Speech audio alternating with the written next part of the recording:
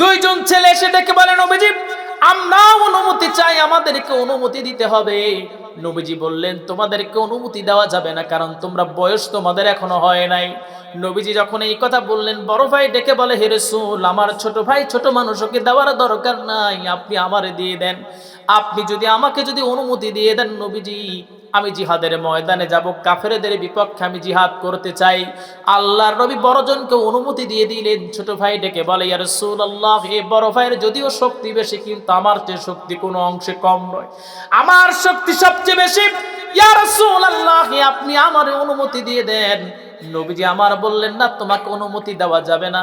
এইবার ছোট ভাই যখন নবীজিকে রিকোয়েস্ট করলেন বারবার, নবীজি তাকে অনুমতি দিয়ে দিলেন।